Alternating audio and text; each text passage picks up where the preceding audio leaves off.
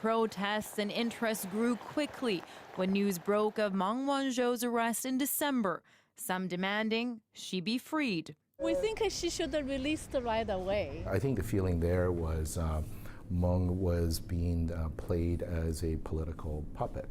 While that's the perspective that made headlines, it wasn't a view shared by everyone. Speak to one Chinese person, you get the view of everyone. That's far from it. Meng was arrested in Vancouver on a warrant seeking her extradition to the United States for allegedly helping Huawei violate sanctions in Iran. She was released on a $10 million bail.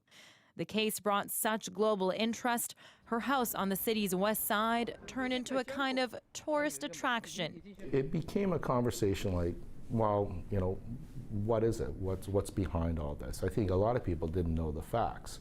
So what do Chinese Canadians really think about the case?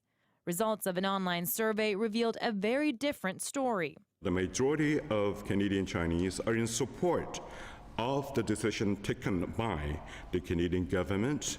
Of the more than 400 Chinese Canadians surveyed, 54% supported Canada's decision to uphold the rule of law. That said, fewer were in favor of Meng actually being extradited if that's what the court ruled.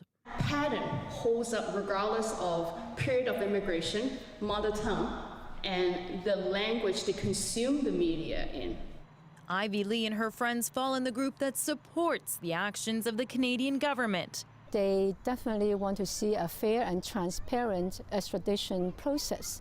But the poll found younger Chinese Canadians and newer immigrants didn't know much about the case or understood how Canada's justice system works. We need to think of ways to find those two groups of people and provide more education. Regardless of public opinion, Meng's fate will continue to have repercussions beyond the courtroom. Tina Lovegreen, CBC News, Richmond.